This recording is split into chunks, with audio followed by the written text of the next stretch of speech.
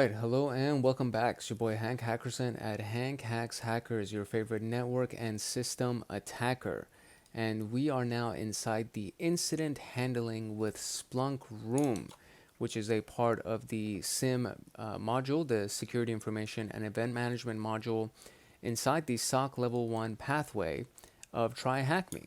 And we're going to be doing some incident handling today with Splunk, and it should be a pretty extensive room, unlike the introduction room as we ran through it. I think like maybe 10 minutes or something. It was like a very quick room.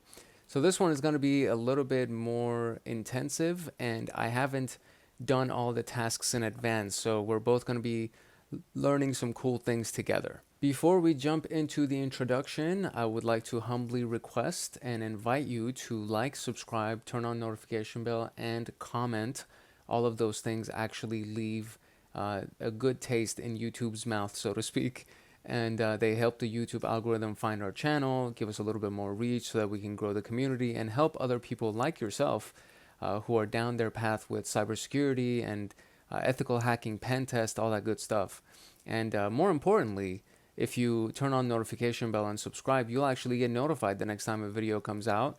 And if you're starting to become an ethical hacker or a cybersecurity analyst, all of these things actually apply to you directly, and it'll help you with your studies as well as your general job function and your career pathway. So it would be like a nice, good win-win situation in my humble opinion, but that's just my opinion. And without further ado, let us jump into the introduction of the room, which is going to be incident handling. And so we're going to go through an incident handling scenario using Splunk, and it's basically an incident. I mean, I'm not going to read this whole stuff. You're more than welcome to just pause the screen if you want to read that.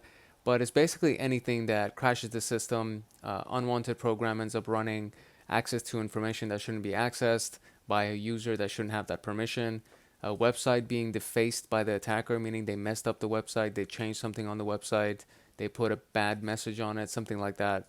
Or using USB devices when there's a restriction against USB devices in the company. The whole idea is to learn how to leverage OSINT, which is open source intelligence sites, during an investigation, how to map the attacker's activities to the cyber kill chain phases. And we've done a video on the cyber kill chain, so if you haven't seen that, go look it up inside the channel search bar, and you'll find the videos on the cyber kill chain, the unified kill chain, the diamond model, all that stuff.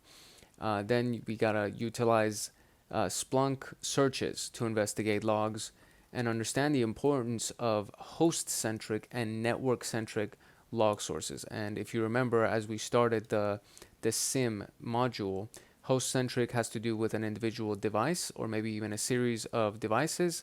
And then network-centric has to do with the entire network and the activity that goes on inside the network with all of the endpoints and all of the forwarders is what Splunk calls them, but all of the agents that are forwarding information into the server for ingestion and processing. Some of the prerequisites are obviously Splunk 101, which is the video that we did right before this video. So if you haven't seen it, feel free to go check that out real quick. And then we're going to just kind of learn how to, overview Splunk queries, so on and so forth. This is just like some of the basic stuff that I think we're going to be learning, or we should at least know how to do before we jump into this. And as we go through the rest of this room, obviously I'm going to be doing research in areas where I get stuck, and I'm going to cut that out in the edit, but you'll see the final result, and you'll see what I used, and then kind of the thought process of how I got to where I got, and we'll just kind of reverse engineer everything as we go along. So let's get into it. The incident handling lifecycle looks like this. It's like a continuous cycle. You prepare, you detect and analyze, you contain whatever situation needs to be contained, you eradicate whatever needs to be eradicated, you recover any data that needs to be recovered or any system that needs to be recovered, and then you have your post-incident reports and activities if you need to block certain IPs or if you need to train certain people, and then you start all over again. You prepare again, you detect and analyze, and then if there's anything that needs to be contained, eradicated, or recovered, so on and so forth. This is basically a never-ending cycle when it comes down to incident handling, cybersecurity, all that stuff. So preparation is, I mean, as the name implies, you need to prepare against an attack.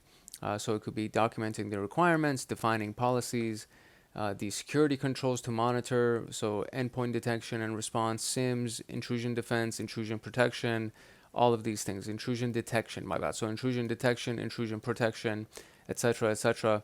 And then, of course, there's the hiring and the training of the staff, which is kind of the most important part of this, because the human element is the weakest link in the chain when it comes down to cybersecurity. Human error is one of the biggest deals when it comes down to cybersecurity. So just training people and letting them know what they should, they shouldn't do, so on and so forth. Very, very important. And then you have detection and analysis. And it covers everything related to detecting and analyzing the process, right? So it covers getting alerts from the SIEM and the endpoint detection and response systems, even the intrusion detection systems, and trying to find what just happened and what the root cause is, threat hunting, everything that goes on within that phase. And then once you've found something, then you need to prevent it from either spreading or destroying whatever's going on, and of course secure the network. And so this is kind of what containment really means, right? So if there's a virus or a plague or something, the first thing that they do is they what's the word that I'm looking for? They contain the thing, but there's a specific word that I'm looking for. It'll come to quarantine. There you go. They quarantine, and they put somebody in a locked environment so that they can't spread the disease anymore. And that's exactly what containment in this situation really means. You isolate the infected host. Look at that. Literally, you isolate the infected host. You quarantine that host. You disconnect it from the internet and remove it from the network. And then you clear the network from any infected traces, which means eradicating all of the traces of the virus, and then recover whatever you need to recover, whether it's the system, whether information that was lost, so on and so forth. And then there's the post-incident and lessons learned. This is so funny that they did learned.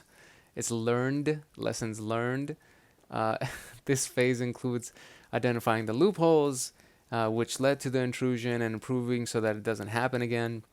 And then involving identifying weaknesses that led to the attack, adding detection rules, training people again, and look, most importantly, training the staff if required, which it is required. It's like all the time. It's something that should be happening all the time.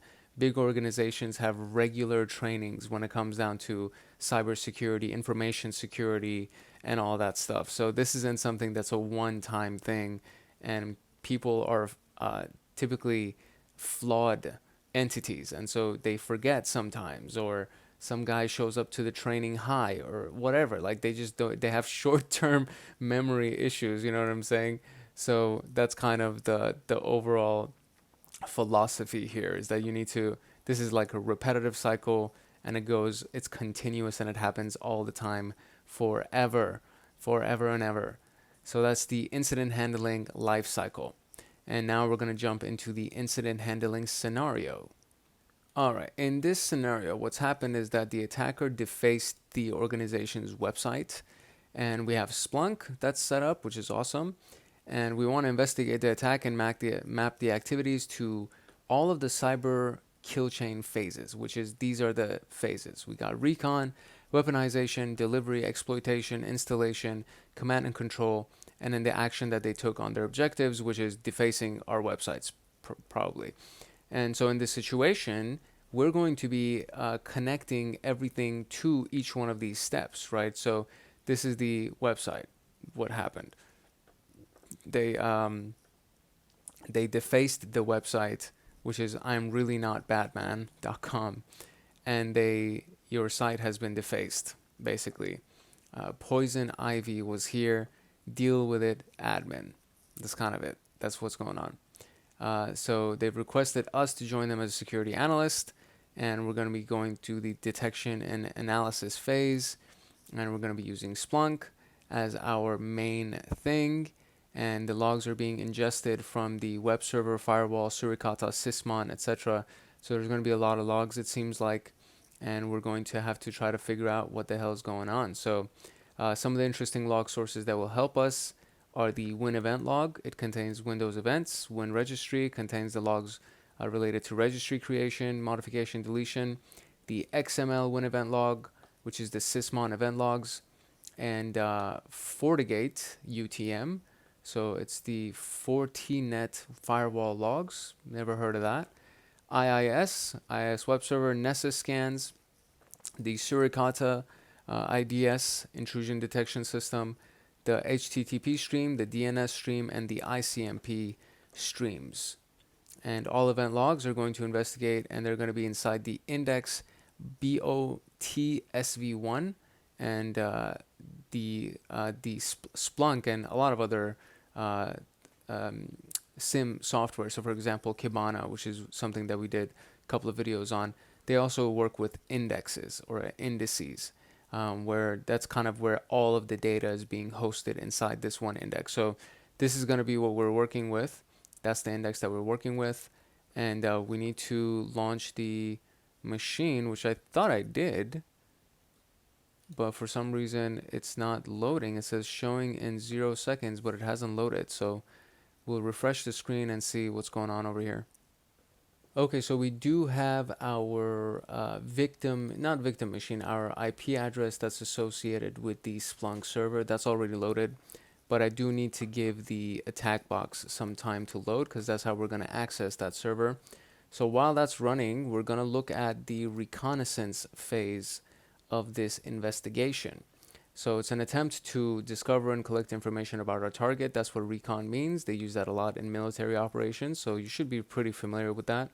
What we're going to do is we're going to examine any attempt against the web server I'mReallyNotBatman.com.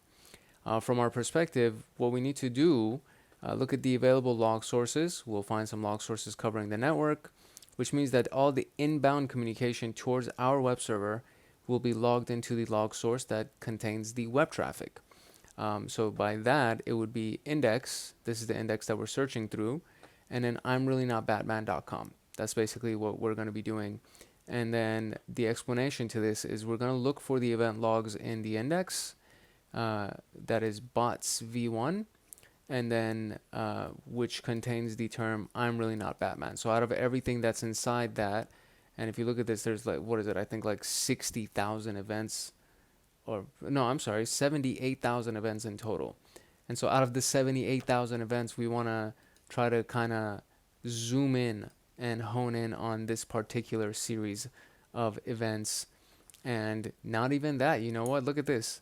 All in all, there is 957,000 events that apparently exist inside this particular Splunk server. And then from there, we're going into the bots v1, which has 70 something thousand. And then from there, we're going to take out of that 78,000, we're going to hone in on the I'm really not Batman. And so when we search for that, we see that the following sources contain the traces: Suricata, Stream, HTTP, FortiGate, and IIS. From these sources, it's clear that each source may contain something, so you can kind of tell what they all want. So Suricata is the IDS, this is the HTTP stream, you have the FortiGate, and then the IIS, right?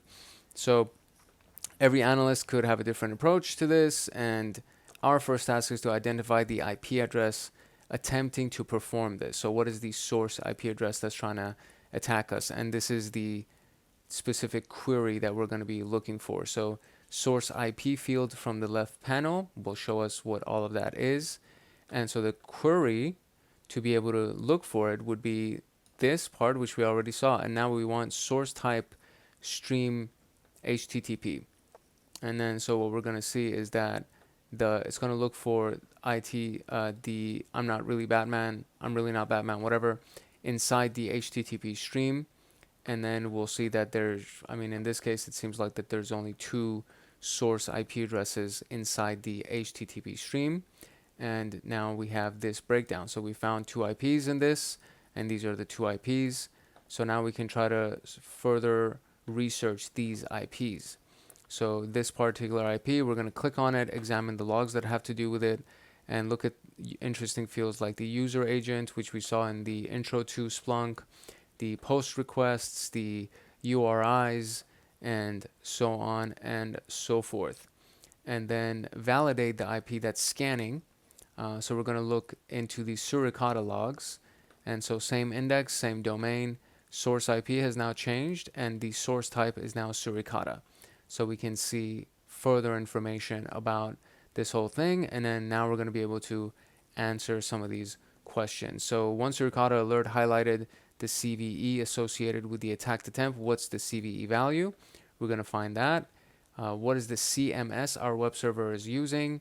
What is the web server that the attacker used to perform the scanning attempts? And what is the IP address of the server? I'm really not Batman. So we're going to kind of hone in on these things, and our attack box should be up and running by now. So let's open this thing up in a new tab so that we can look at it in the full screen and get some really, really good information going.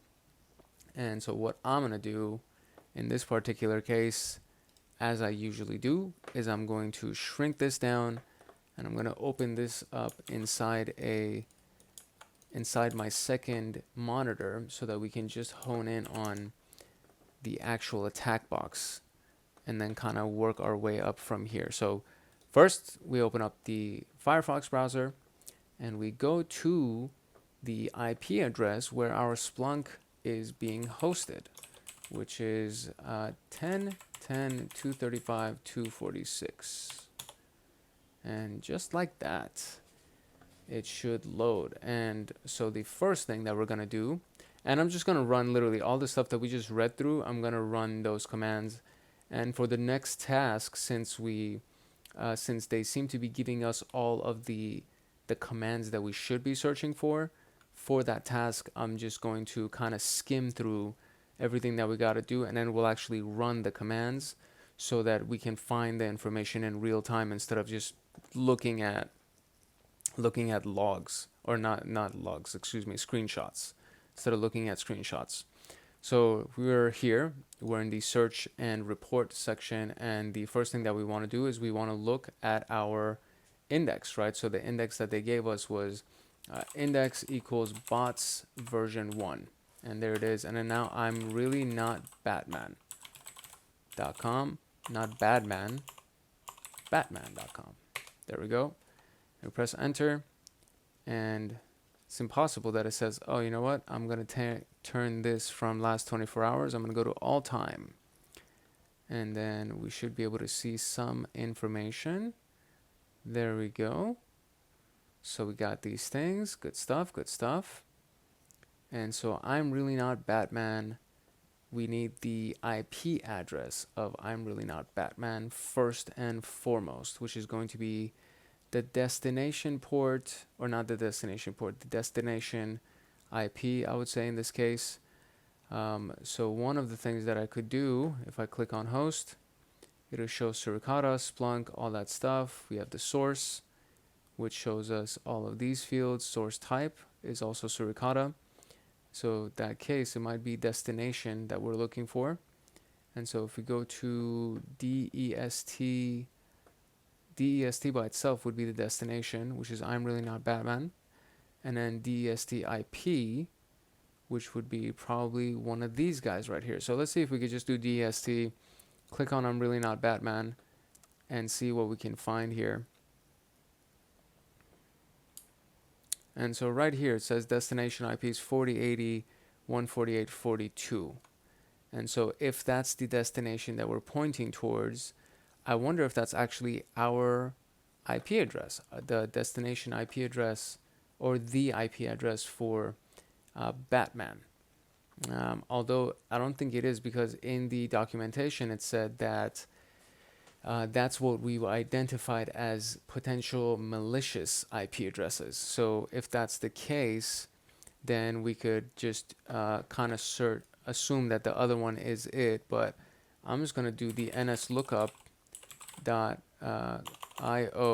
It's a useful little tool. And then we're going to do I'm really not Batman.com, see if anything shows up here. And so we got a couple right here. 172.67, 104.21. So if I go here, do I see any of that here? I don't see any of those here. So it might not be the actual case. I think this might be it. I think the 192.168 might actually be the address of I'm really not Batman. So let's see if that's actually the case. Yep, that's the case. Okay, cool. So one Suricata alert highlighted the CVE value associated with the attack. So what does the hint say? It says log. Look at the log source type Suricata. Okay, fine. Fine. So we're gonna look at.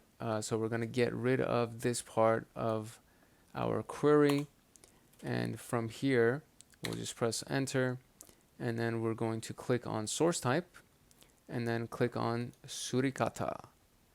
And so now the source type is going to look like this, and we are looking for a CVE value. So let's see what we can find for a potential CVE value. Okay, so nifty and neat little thing that comes here is the autofill option, which is freaking amazing. And so when we just do, open quotes CVE, it gives us a couple of CVE identifiers that show up inside our log file. And so if I click on the first one and press enter, what it does is shows you the kind of like the JSON version of this thing. But then what you want to do is you just want to do click on raw text, and now it shows you the raw version of this, and it gives us possible Oracle reports, and then you actually see the CVE identifier inside it, and it's a web application attack, so on and so forth. So this could very well be it. I'm not sure if this is actually it.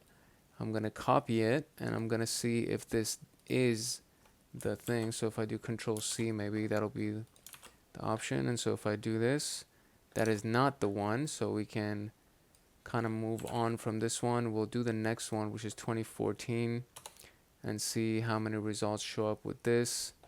And 36 events show up with this one, with the destination IP, which is our domain, and the source IP, which is the bad IP. And so maybe it's this one. Let's see if it's this one. At this point, I kind of feel like I have to try all of them, but let's see. We'll do this. Yeah, that's the one. Okay, and so let's look at this one a little bit further to see what actually is associated with this CVE. So it says the signature is web server possible attempt.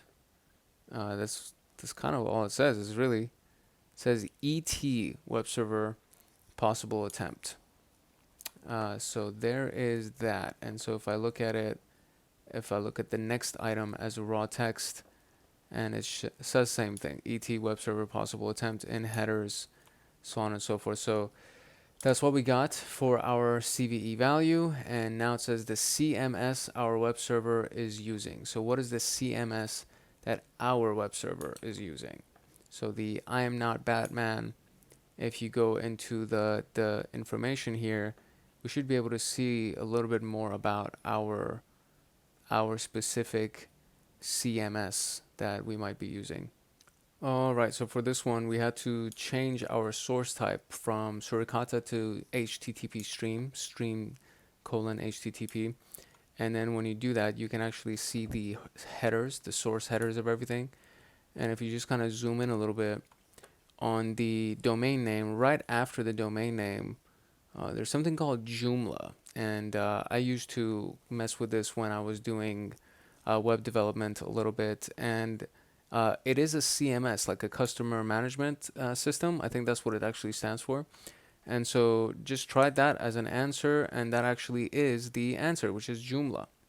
And so now it says, what is the web scanner that the attacker used to perform his scanning attempts?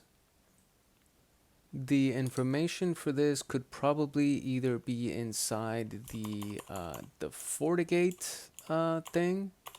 So source type FortiGate, and we could do FortiGate or maybe it's Suricata, because FortiGate is, what is it? It's the firewall log. So maybe it's Suricata actually.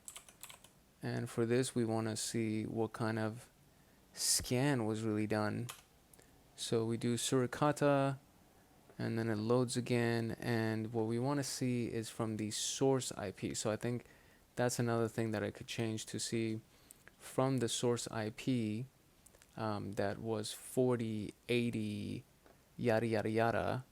Let's see what we can find over there. So it's source equals 40 80 148 42, and from here let's see if we can find anything of interest. Okay, so this is under the HTTP user agent, and I think the search query is still, yeah, Suricata, and then just the source IP is the IP of the attacker. And so when we go under HTTP user agent, there are several user agents, and then you see something that's kind of interesting, which is print MD5 Acunetics WVS security test. And this has shown up a few times. MD5 is an algorithm for hashes, and then there is the WVS web something scanner. I'm going to say web vulnerability scanner, probably that's what that stands for. And then you have the name itself, which is Acunetics. So I'm going to try Acunetics. Yeah, okay, there it is. So Acunetics is the answer for this particular case. And so there we go. We just wrapped the reconnaissance phase of the Splunk incident handling. So now we're going to go into exploitation phase. All right, for exploitation, here's what we got to read up on. To begin the investigation, let's note the information we have so far. We found 2 IP addresses with sending requests to our server. The IP was this, and it was attempting to scan the server with IP this, which is our domain names IP address. The attacker was using the web scanner Acunetics for these scanning attempts. And so now what we want to do is we want to find the count of certain things, it seems. So what I'm going to do, I'm just going to actually run these commands instead of kind of just reading about them. So what we want to run is this particular command, which is index. I think I might be able to even copy and paste this. So we're going to just copy this real quick, and we're going to go here, and we'll go to the very top, and we're just going to paste it. Yeah, very good. So what we're looking for here is we're going through the stream of anything, so any type of stream. We're trying to count the source IP as requests by source IP and sort through them. So let's see what we can find if we did that. And there were 78,000, and we got the count is right here. So 17,483 and 1235. And so that was from this thing, Jesus, 17,483 was from that. Is that an answer that we're looking for by any chance? Let's see if it is. Look at all this. We have to read through all that. So against which username was the brute force made? What was the correct password? How many unique passwords? Okay, none of this stuff. So, okay, so that was the first part, is trying to find the count of the attempts. And so I guess we need to kind of read through all this, and after this we'll be left with the place to find out where we need to go. So when we do the count, it shows it, and we just did it right now. And so we can also create different visualizations to show the results. So we could just do visualization, pie chart, etc. And that's what that looks like. We'll narrow down the results to show requests sent to the web server, which is this thing. So the query will end up being the stream HTTP, destination IP is going to be that. And then from there, we're going to see these values. So that IP address, the source IP, has the 17,000 count. And then we have 2 other IPs that showed it to us, and 91% of all the traffic is literally coming from this place, from that one IP. And then when you look at the HTTP methods, we see that there's a post, get, there's the options, connect, prop find, and trace, and obviously the substantially largest one is the post request, meaning they're trying to send stuff to the web server. And from here, we can hone in on this, right? So we have HTTP stream, destination IP is us, and now we want to look at the post methods. And then you look at the source IP, now there's this IP, and then there's the other remote server. And then the interesting fields would be in the left panel. We have source IP, form data, the user agent, and the URI. So the source IP, the form data, which is the information sent via form, the user agent that was used, and the URI, which is the link basically. And so we see that, prompt, and then there's the Acunetics again that they saw. And then so we click on server, and we get to see the server, we get to see the source that it's coming from, the URI path. Look at that, that seems sketch by itself. The URI in itself and the URI path, this is very, very sketch. Okay, some interesting information. This is the source content that this document may be found at such and such. So basically what they did was they clicked on the source IP, and then once it loaded, he clicked on, the cookies, just to see the cookie information that came from that. He clicked on the destination IP, which is our server, the form data that was submitted. So we'll see the stuff that has been gone through the form, the Acunetics scan, and then we have the request that was sent, and post request, mostly the server that was attached, the Splunk server that we're using, the source, and then the URI and the URI path, so on and so forth. A little research for the admin page of Joomla will show that Joomla Administrator Index is a form. So it contains the login page for the Joomla portal. And so referencing the Administrator Index link, we can narrow this down. So on this website, source type, destination, and then now the URI is the Joomla Administrator. And then from here, now we see that there's form data plus 100, and you get to kind of look at it and to see what potentially was sent. So get their contents and send what both change directory, event, direct option, and then Joomla, Explorer, so on and so forth. So the form data contains the request sent through the form on the admin panel, which has a login page. We suspect the attacker might have tried to use multiple credentials and attempt to gain access. And so now we kind of hone in on that. So the method is a post method, the URI is that, and then the table time, and the URI and the source port and destination port and form data are the fields that we're interested in. So the time, the URI, the source, destination, and the form data is what we'll end up seeing in statistics. And I think that's what happens is when you do the pipe as a split, and then from there you use the table parameter or the table option, and then you kind of put all the different things that you want to see in that. And then you start seeing the passwords and all the different passwords that was attempted. Hilarious password. Ha! That's funny. And so we have the various attempts at the password. And so if we keep looking at the results, we'll find two interesting field names. We have the username with a single username, admin, and then a password that contains multiple passwords, which shows the attacker from this was trying to guess the password by brute forcing. The time elapsed between the events also suggests that the attacker was using an automated tool, as various attempts were in a short period of time. So extracting the username and password fields using regular expressions. So we would modify our form data field with this. So form data, username, and password in the above search. So all of the stuff is the same, and we just added right after the URI, we added the form data, and then we pulled the same stuff from the table. So the time, URI, so on and so forth. And now we only got the username that was taken and pulled out, and then there should probably be a series for just the passwords as well. And then so it's time to use regex to extract all the password values.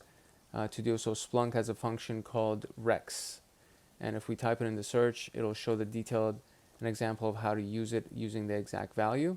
So you do rex, and then it shows you what you can potentially pull out of it. So we're going to use regular expressions. So rex field form data and password, that would be the regular expression formula to extract passwords only.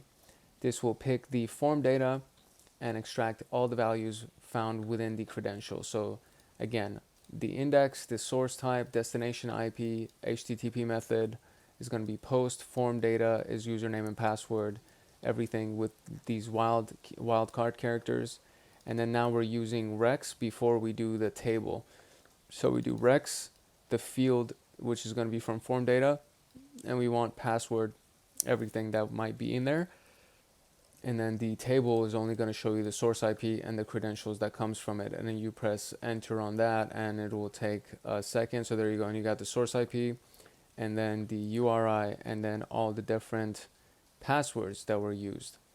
So now we are going to examine the fields and find two values against the user agent that is available below. And one of them is Mozilla, Trident, and the other one is Python URL library, which is the bulk of the stuff. And it seems like they were using the Python. So the first value clearly shows that they used the Python script to automate the attack. But one request came from a Mozilla. Why? That's probably the one that actually had the successful username and password, right? So to find this, let's slightly change and add HTTP in the search field. And we're going to append table, time, source, URI, HTTP agent, and credentials. And then we'll end up seeing that the Mozilla one had the credential Batman attached to it, which most likely probably means that that was the password. So the search query is going to look like this, and we have everything exactly the same with the exception of adding the HTTP user agent in there. And we added the time back to it and URI and all that stuff. And so that kind of shows that a continuous brute force attack and one password attempt Batman from IP using the Mozilla browser. So what was the URI, which got multiple brute force attempts? And we can kind of just pull that from the information on this page. We don't even need to go very far with that. So it's going to be this. So this is the URI that got multiple attempts, which is the administrator login. So we're going to paste that in here, and that's going to be the answer. Against which username was the brute force attack, which was admin. What was the correct password for admin? For the thing, it's Batman. How many unique passwords were attempted in the brute force attempt? That is what I don't have. Let's see if we can find it from this response right here. So it says extracting username and passwords, and we got, so from here they used this where they pulled all the usernames and passwords, or maybe it was the one that was up here actually.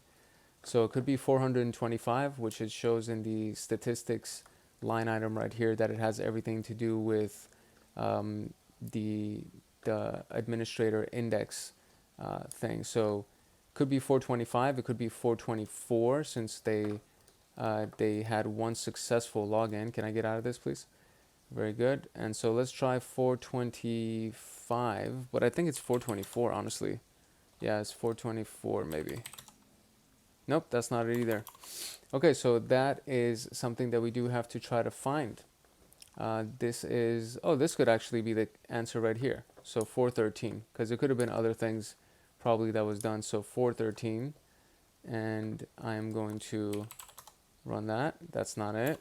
412, that's the answer. So there were 413 altogether, including the correct password, and then 412 were all of the attempts to try to find the password. So a lot of the information has been extracted and done for us.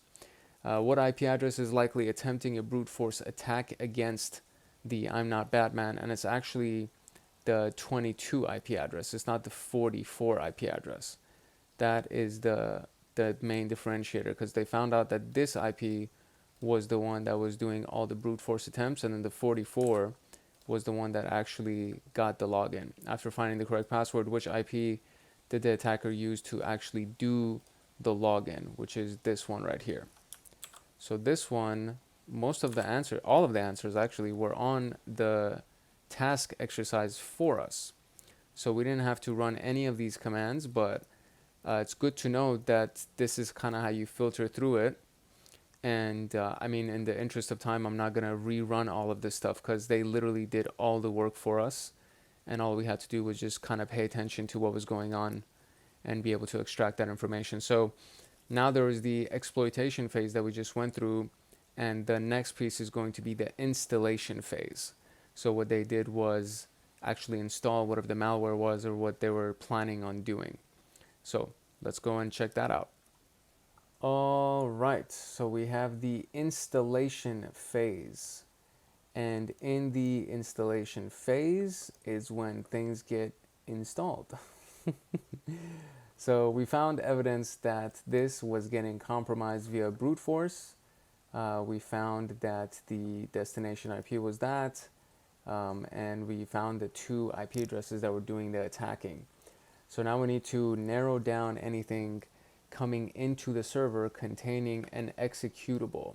.exe means an executable. So the query for that is the index, the source would be the stream HTTP, destination IP is that, and now you're just searching for anything that has an executable. So the wildcard character .exe will end up giving you the potential executables that come in, and from here you have a bunch of different information as always that you can kind of go through. And then so cmd.exe was one of them, which could be a command line executable. And so if we go to all fields and we're going to search for file, there you go. So file name field, and it'll give us the, oh, that's cool. It also shows you the value. So there, I guess there was an agent, or no, excuse me, not agent, 3791.exe could have been the information. So 3791, there it is, 3791.exe, and a PHP file called agent. And so this is the information that was extracted from it. And I guess I didn't need to look at the GIF because they literally do all of the analysis for us. So we had the bots1, stream HTTP, destination IP, and part of the file name equals 3791.exe. And so that pulls the full information for us. And there's one event that comes from the IP address that has been flagged as the malicious IP. And so it was uploaded on the server, and this file was executed on the server. Well, that's kind of the big question, I guess. We need to narrow it down. So we're going to go and search for this inside all of the index itself, and there's a bunch of things that show up.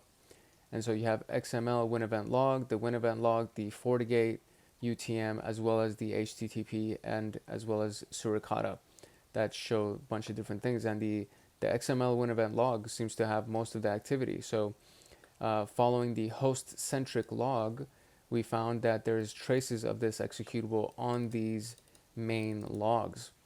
And so for execution, we can leverage sysmon and look at the event code 1 for program execution, and that's what this is. So event process 1, event provides extended information about a newly created process. So we do the search query to look for that executable. The source type is going to be this log now, and then we want the event code 1. And so for that, we got 5 events that showed up, and 4 of them were command line events. And so there is the person, what is it?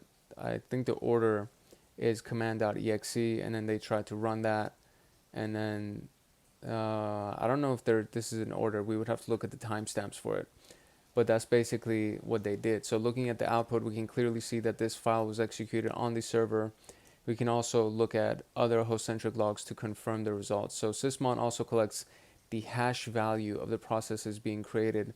What is the MD5 hash of the program 3791? So what we can do is we can go and use as our source type the sysmon. So I'm just going to take this thing and copy it, and I'm going to go look for MD5 hash. So I'll do this, I'll paste this in here and drop that, and then it's going to run for us, and there's 69 events. And from here, I guess what I'm going to do is I'm going to look for MD5, and it's going to show me 67 events now. And so from here, let's see if we can find that hash value. Hashes, and these are all the hashes that are here. So a bunch of different things, and they have to do with the executable itself. So I can only imagine that these are the various hash types that come in here. And then we have these different hashes. So let me kind of pull that out and go look at the MD5 hash, which is right here. And so we have MD5 hash out of this thing, which could be this whole thing right here. So we're going to copy this and see if this is our answer.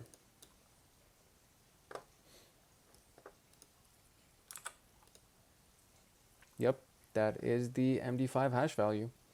Now looking at the logs, which user executed the program 3791 on the server? So looking at the logs, which user executed it on the server? And there was one that had only one event that showed up, which is this particular event right here. So I'm gonna use this thing and see if this ends up being the one that we got.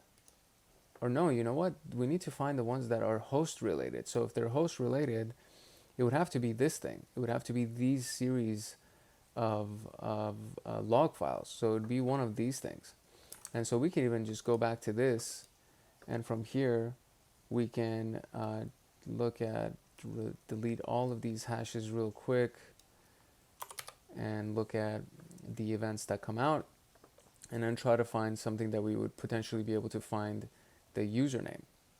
All right, the answer is inside of this search. So it's basically the same thing that they searched for and they showed it to us. So we're going to use the XML win event log and event code 1. And then there's actually a field called user. So you just come down and there's one user associated with all of this activity, and it is this user right here, the NT authority. So we're gonna try that as an answer, and I'm willing to bet that that is indeed the answer. Yeah. So search hash on VirusTotal. What is the other name associated with this specific thing? So search the hash on VirusTotal. What is the other name associated with this? So we're gonna take this hash, copy, and we're just gonna open it up inside VirusTotal, and search via the hash, which is going to give us ab.exe, and I'm pretty sure that's the answer. So ab.exe, and there we go, we got it. So that was the installation.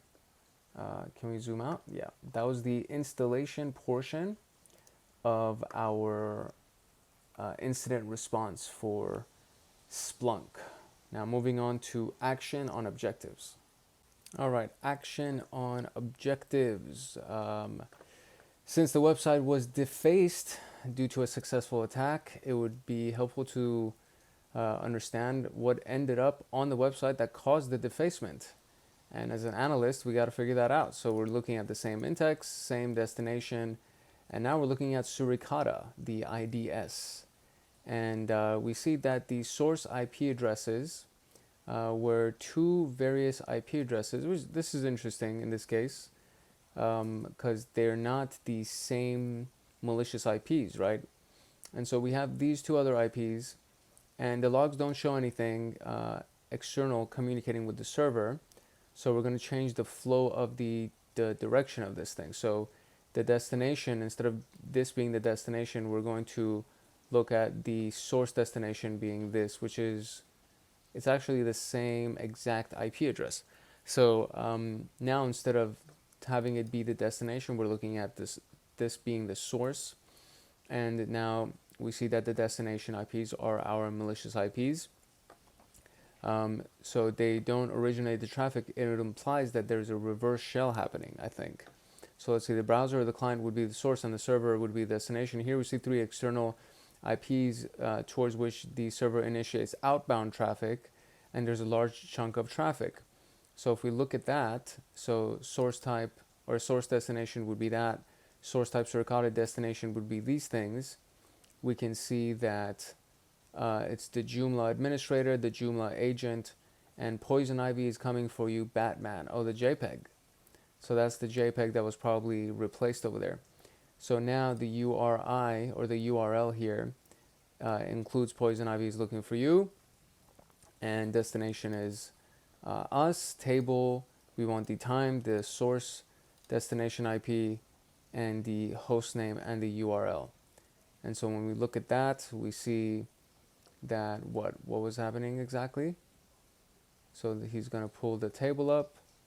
So we'll see that from here. So suspicious JPEGs were downloaded from the attacker's host. And this is the host that defaced the site. So what is the name of the file that defaced the Batman site? It's this thing. It's literally a JPEG that was on the Batman site. And so FortiGate firewall detected SQL attempt from the attacker's IP.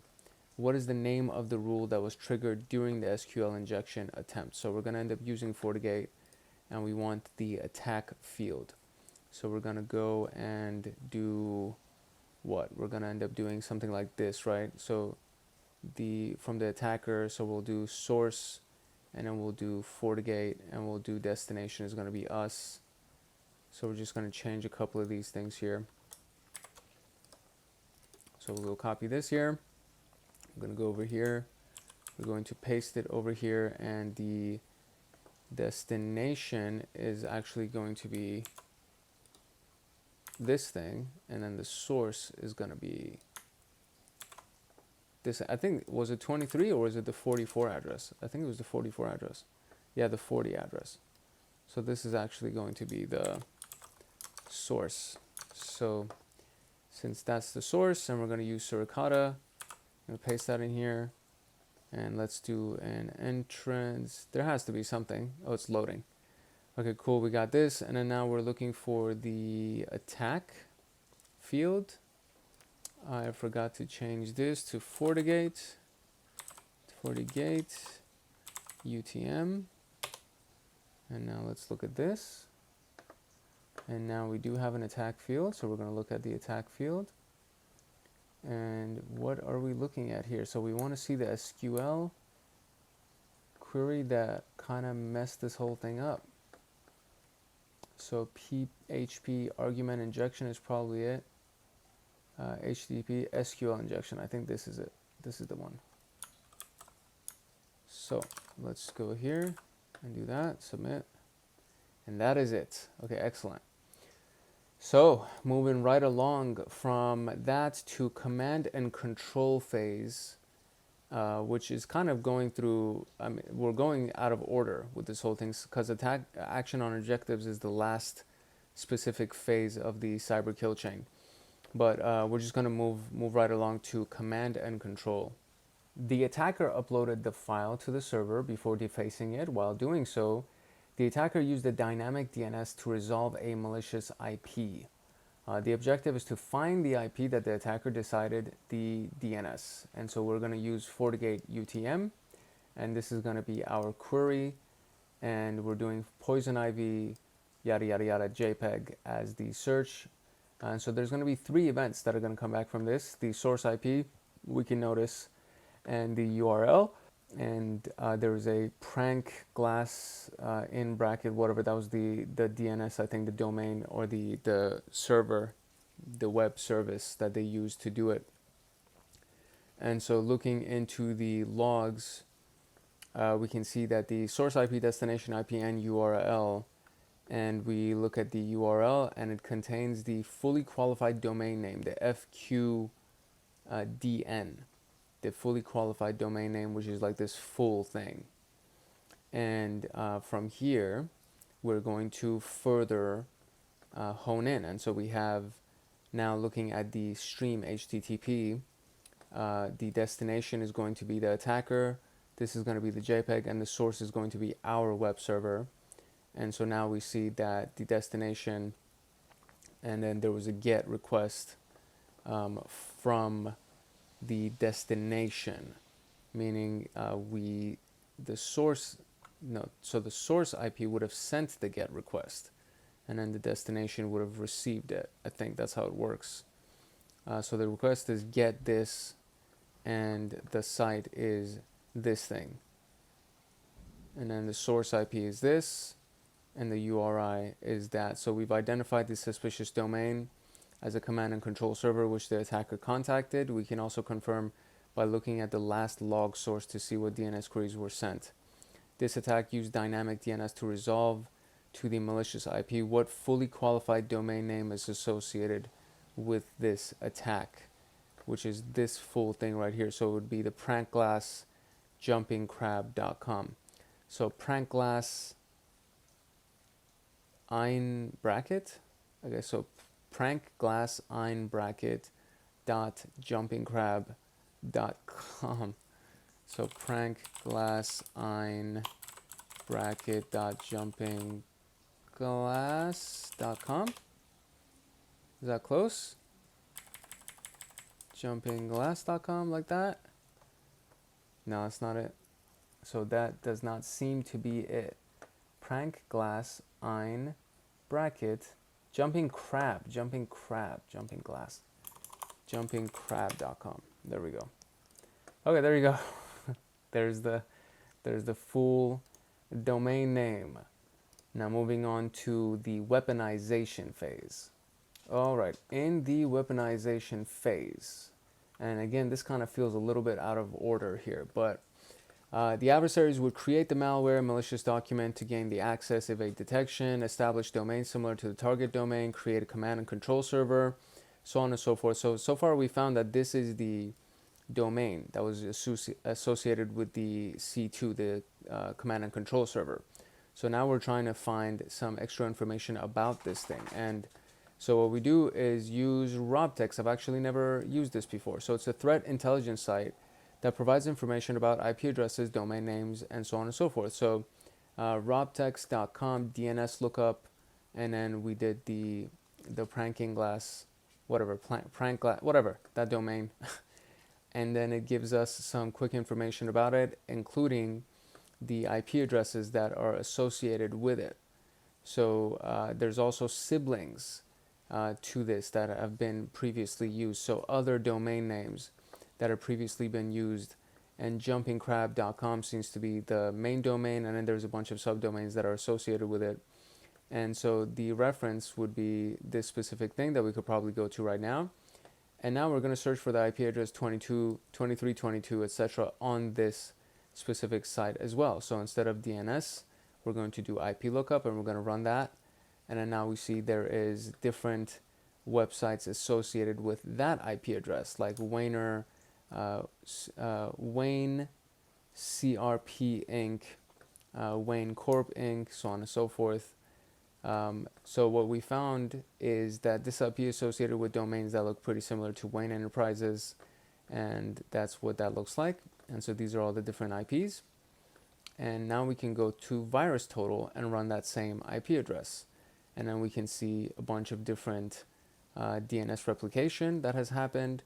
Nothing was detected, so none of the malware or virus scanners found anything wrong with it, it seems, except the specific EXEs that are applicable to it, but none of the actual services found anything wrong with them.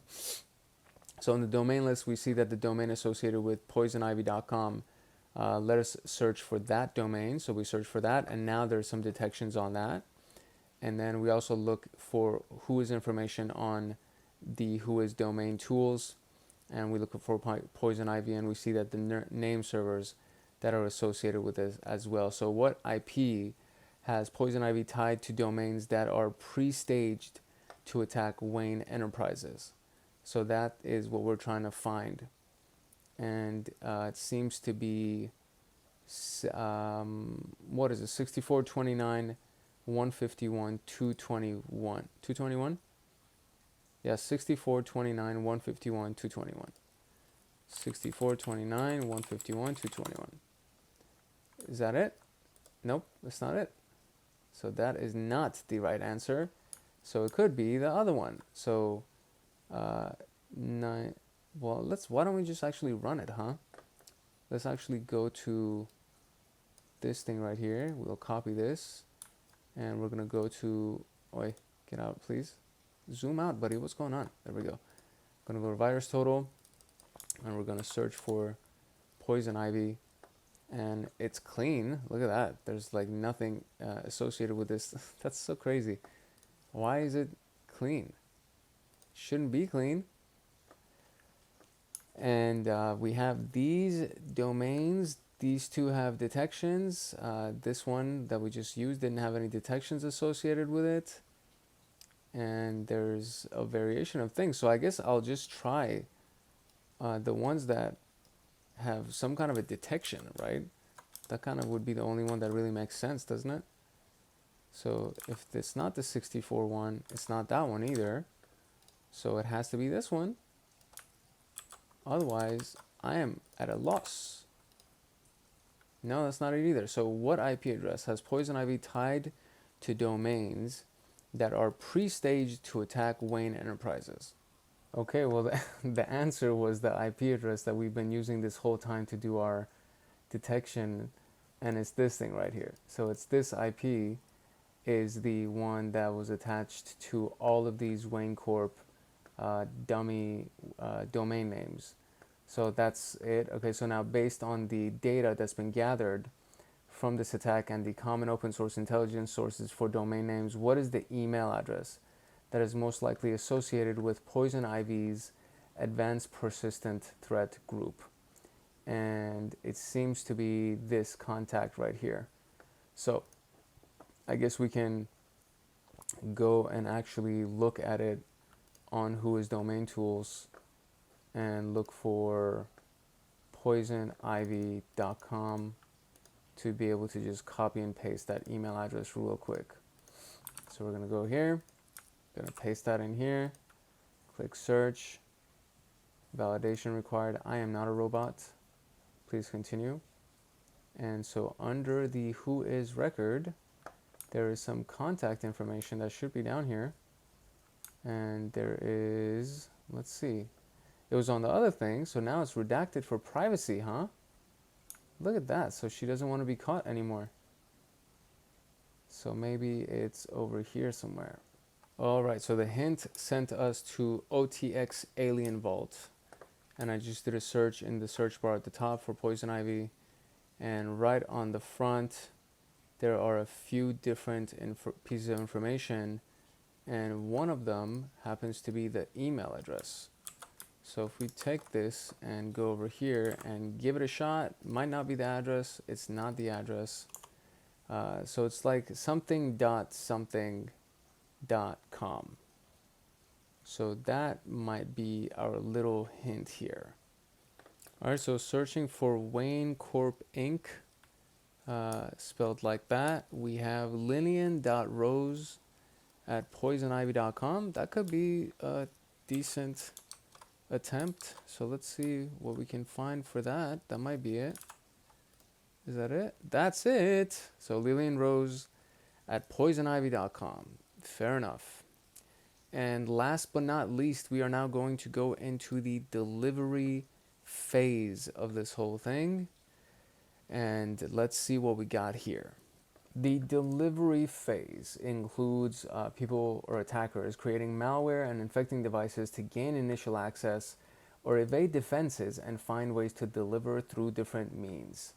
We've identified a lot of things, and now we want to use the information we have to perform, threat hunting, or use OSINT sites to find any malware linked with the adversary. Poison Ivy appears to have a secondary attack vector in the case that the initial compromise fails, and so we have VirusTotal that we used already. There's Threat Miner, there's hybrid analysis that we could use, and by doing Threat Miner search for the malicious IP right here, and I'm just going to copy this for now. This is what shows up. So there is several hashes, MD5 hashes that are associated with it. And then we have a bunch of information that comes from this. So there's the Agent 5 AVG, then you have their Trojans. There's a lot of things that comes out of just running that little hash.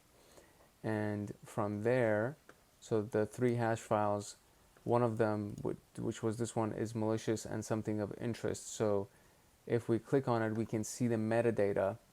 and other information about it. The date was done in 2016. This is the 256 hash, and we can search it on VirusTotal, VirusShare, so on and so forth. So that's the reference for that specific one. And then if we took that 256 hash right here and ran it on VirusTotal, we would see the Miranda Tate screensaver that is attached with this right here. And so you can click on the relations and look at that. Lo and behold, you have the IP address. And then there's even a contacted tips. I don't know if they meant to point to this for us, but there's a one contacted IPS right here. So then we go to the hybrid analysis website and look for that executable, which can, so hybrid analysis I haven't used before, and what it can do is get us network communication, DNS requests, contacted hosts, strings, MITRE attack mapping, malicious indicators, a bunch of stuff. So hybrid analysis, we run the executable Miranda Tate screensaver in here, and of course it's flagged as malicious, and then you can see the SHA-256 on here, which is also the same thing that we just found. So what is the hash of the malware associated with the APT group? It's that one was too short to be the SHA-256 because the SHA-256 is super long. So there should be the hash available here, and that's the hash. So we're just going to go and run that over here, and I think that's it. And that is the hash. And what is the name of the malware associated? And that is going to be the Miranda Tate malware. And there's no copy paste version of it over here, so I just got to type it up real quick. And that is going to be Miranda Tate screensaver.scr.exe. So let's do that.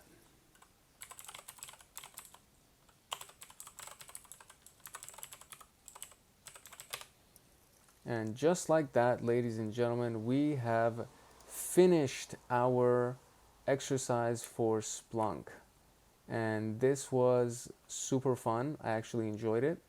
Maybe I'm just a big nerd or something, but the incident handling exercise with Splunk has now been wrapped.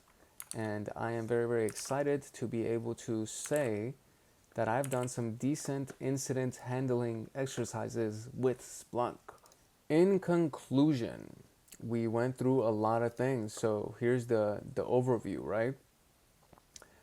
We did the reconnaissance phase, and we found the IP address that was found to be scanning our web server.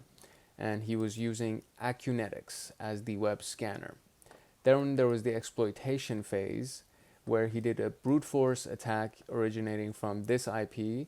And then this was the IP that he actually used, which was the same IP right here, to actually log in. And there was 142 brute force attempts made against the server, out of which one of them was successful. And this is not the right number. It's 412, not 142. Whoever typed this up just misspelled that. So it was 412 brute force attempts, and one of them was successful for a total of 413. Then there was the malicious executable in the installation phase. That was 3791, and it was uploaded, and we looked at the sysmon log and found the MD5 hash of that file. And the action on their objective was to deface the website. That's basically what they were trying to do. So we examined the logs, and we found the file name that was used to deface the web server. And then on the weaponization phase, the domain that was used, the C2 server, the online, kind of like a public C2 server that a lot of people could use, I guess, was this thing at Jumping Crab. So the IP address was exactly what we had found already. And there were multiple masquerading domains associated with that. And the email of the person who owned those domains, the Wayne Corp domains, was lillian.rose@poisonivy, which was associated with the attacker's IP address. And so then in their delivery phase, we used online threat intelligence sites to find the malware that was associated with their IP address, which was a secondary attack vector if their initial compromise failed. And the malware name was Miranda Tate screensaver.scr.exe that had the MD5 hash right here. And that is a basic overview, like a really quick overview of everything that we found through this exercise right here, which again I thought it was actually an awesome exercise. So hopefully you also learned a lot of things from this exercise as well. If you did indeed learn from this exercise and from this video, I think this is going to be a pretty nice sized video. I think we went at least easily over an hour covering all of these things, and we were able to learn some really good queries, and we were able to learn some really good tactics to find information and reverse engineer the process. We used OSINT sources as well as all this stuff that was available on Splunk. So if you learned anything from here, if you got any value from this video, or if you've gotten any value from my channel, I invite you and humbly request that you like and subscribe and turn on the notification bell, and even drop a comment, because all of those things help the YouTube algorithm to find our channel, and from there we can expand and grow the community, get a little bit more reach, and try to help other people like you who are trying to learn about cybersecurity and penetration testing, ethical hacking, all of that good stuff. And as a secondary and maybe even more important benefit that comes out of that is that if you actually subscribe and turn on the notification bell, you'll get more videos like this, and you'll learn more things about really important tools that are actually used in cybersecurity analysis and pen testing and ethical hacking, all that stuff. It directly applies to your path if you're trying to become a security analyst or penetration tester, ethical hacker, so on and so forth. So it's a win-win situation, in my opinion. You get something and I get something. And the one thing that I'm really trying to get is literally just to grow the channel. I'm not asking for any money or nothing like that. It's just trying to get more reach so that we can grow the community and help more people. And that's really all I can ask for. And in exchange, I will keep dropping more videos for you on the daily, and sometimes even multiple times a day. So like, subscribe, turn on the notification bell, drop a comment, all that good stuff, so that you can join our community and become one of our beloved hackers that we are trying to train and help grow, and so on and so forth. This is your boy Hank Hackerson at Hank Hacks Hackers, your favorite network and system attacker. And we just wrapped our incident handling with Splunk room. So I hope you got value out of it. If no one else loves you, Hank loves you. Peace, love, and chicken grease. And I will see you in the next video. Later.